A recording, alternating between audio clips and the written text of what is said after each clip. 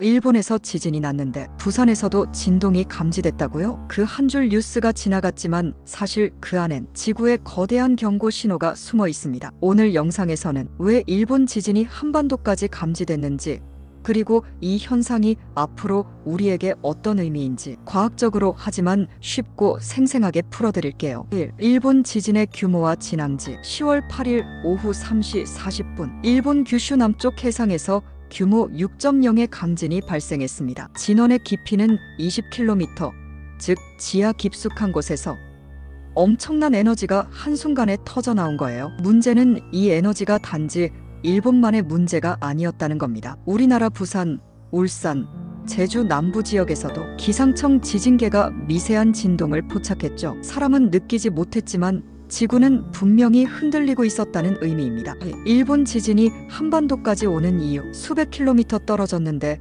왜 우리까지 영향을 받지? 그 답은 바로 지각판 플레이트 텍타닉스 구조에 있습니다. 한반도와 일본은 유라시아판 유레이진 플레이트 위에 있지만 일본 남부는 그 아래 필리핀판 필러핀 플레이트, 유라시아판 밑으로 들어가는 섭입대 SUBDUCTION 존예요. 이 구간은 마치 거대한 지각의 경첩처럼 작용합니다. 한쪽이 밀리면 그 진동은 파동으로 퍼져나갑니다. 특히 해저 지진은 물과 암석의 밀도 차이 때문에 파동이 훨씬 멀리 그리고 빠르게 전파됩니다. 그 결과 일본 남부에서 발생한 에너지가 지하를 따라 한반도 남동부까지 진동파로 전달된 거죠. 3. 최근 지진 감지.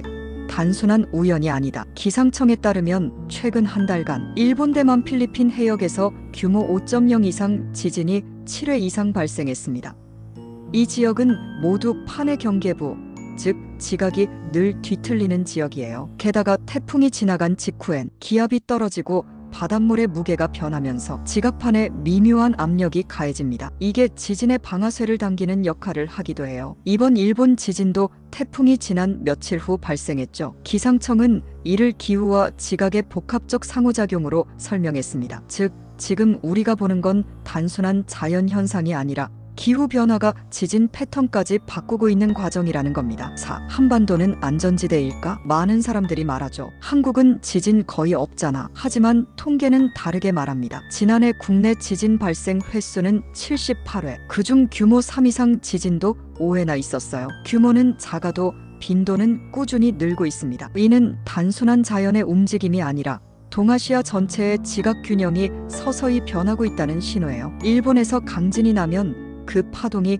한반도에 닿는 이유, 그건 우리가 같은 판 위에 서 있기 때문이에요. 지진은 남의 나라 뉴스가 아니라 이웃의 진동이 곧 우리의 경고음이 되는 시대입니다. 결론, 자연이 보내는 신호를 감지하라. 이번 일본 지진은 단순한 뉴스 한 줄로 끝나지 않아야 합니다. 지구는 끊임없이 신호를 보내고 있어요. 나는 지금 움직이고 있다. 그 신호를 얼마나 빨리 감지하고 얼마나 현명하게 대응하느냐가 앞으로 우리의 안전을 결정짓게 될 겁니다. 여러분은 이번 일본 지진 소식 어떻게 느끼셨나요? 지진, 진동, 그리고 자연의 경고에 대한 여러분의 생각을 댓글로 나눠주세요.